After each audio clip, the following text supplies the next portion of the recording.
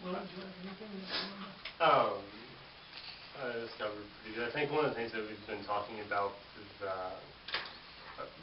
once some of the debt is going down that we owe the city and we're able to use this money more for capital improvements, apart from improving the facility, we'd like to make it more than just a one-dimensional facility and just being used from October to March just for hockey. And then let it sit dormant for the greater part of the year. We'd really like to use it for more varied purposes than just sport. And not only that generate revenue for the facility, but it would bring people in to the city as well. So and it kind of goes back to the capital improvements. So we have to make certain improvements to attract various venues to even be able to come here and do whatever it is that we're attracting them to do. So I think that's beyond improving the facility. That's the other thing that we're trying to focus on this year is bringing outside events in. We're wedged between Ashland and Marquette and Duluth and places to the south. I mean, there's casinos all around here. You have these, B-star programs that have to drive through here to get to their next venue. There's no reason that we can't have them stop here for a youth meeting and do something. The colleges give resource for students and stuff. And I know he is a polka fan, so he wants to have some type of thing. You mentioned the debt. Again, the Civic Center board has been working on paying that debt off. And have you paid out the final amount? I'm not 100% sure if you did or not, but there's very little bit left. This is what, 27,000, and I think we haven't decided when it's going to be. I think It'll be next month, but we just don't know which event we're going to present. By the end of February, but we'd like it to be a publicized event and have basically it'll be debt free. That's right. At that point, so. Yeah. And there's a couple big tournaments and things that will be coming up in February. I would like to try and incorporate it in one of those events, having commissioners and mayor there. I have a question regarding that. What was the maximum the debt was? And so how long is it taking to get to where we are? Around 150,000. It was around 150,000 without having the exact figure, but that's pretty close probably. And that was primarily for the ice making feature of it? Well, it was for the building, and it was debts incurred through wages and everything. They just kept.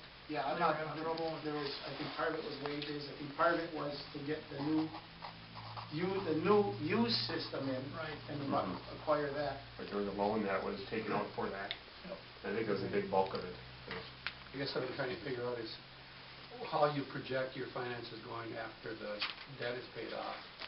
You'll anticipate a budget surplus at that point that you can allocate towards capital improvements? Oh yeah. That'll free up 27,000. We'll have 27,000. Right. Yeah, that'll free up the village money that the voters were so graciously to keep the building going and that, and we'll be able to use that for these improvements. And that's one of the reasons why we are going to reach out to the community for their input on what they would like to see at the Civic Center, what functions and that, to give us an idea. I mean, if one person says we should have stock car racing, that doesn't mean we should have stock car racing. But if you got 100 people or 200 people or better saying that we should maybe get some kind of a logging thing in or something, or like John would like to see the Polka Fest brought into there or something along that line or something, if we get enough people in one direction, then that's what we want to lean to, because that's where you're going to get your people to come.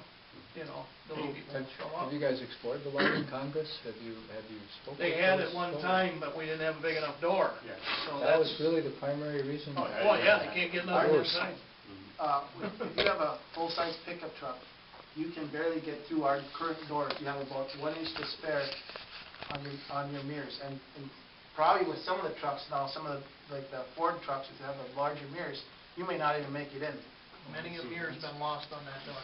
Everything in car shows and stuff. And going back to your point, Rick, too, is one of the things that's nice about getting rid of the debt to the city is I think it'll change the image of the facility. Right now, people view it as just a cost burden and something that only values people under 18. If we make it debt-free and we make it kind of a variety of things that it can do, then it'll kind of turn the public sentiment around a little bit, I think, as well. Plus with that, we're gonna be paid it off. I don't know if it's gonna be 2 years or 3 years earlier than expected. If I remember right, I think it was 2 years. So that's a pretty good accomplishment, paying off a loan in 2 years, whether it be this loan or a house loan or a car loan, that's a pretty good accomplishment. And people are gonna see that, and, I think it'll help add to, that civic center, they took care of that building.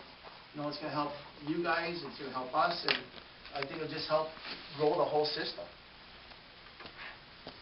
Is the ice making facility that you have that doesn't produce ice in the summer because it just isn't capable of doing it, is that it's a used system that you purchased? What would it take? Have you investigated what it would take to get a new system in there that would produce ice in the summer? We haven't even That's not a... looked at it yet. Is there any demand for that? For what? For summer ice? Yes. There is.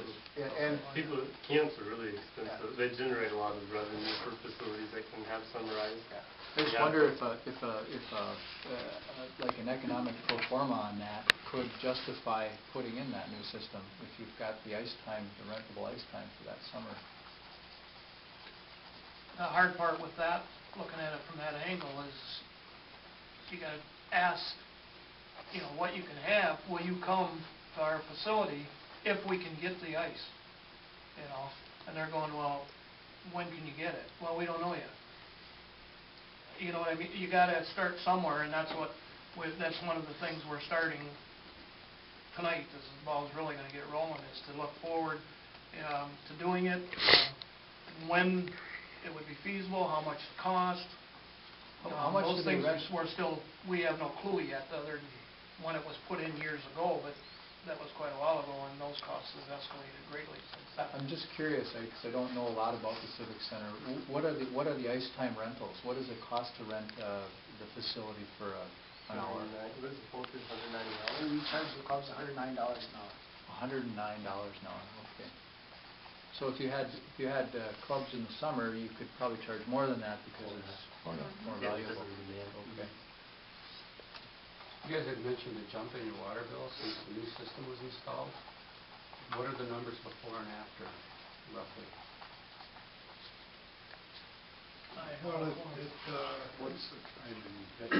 What the numbers are between the water cost before the system was put in and after?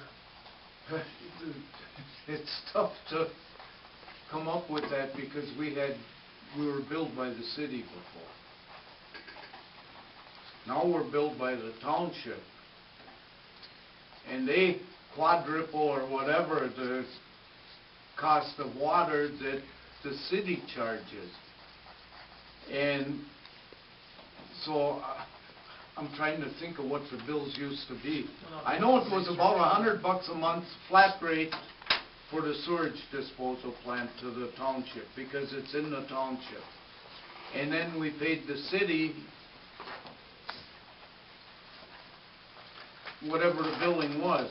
And it seems to me that ran about $90 or $100, and now it's up in a month.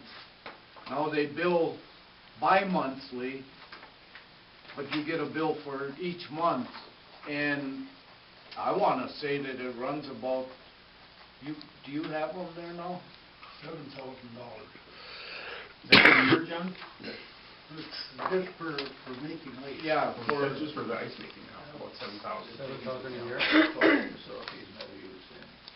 Yeah, you make ice once a year.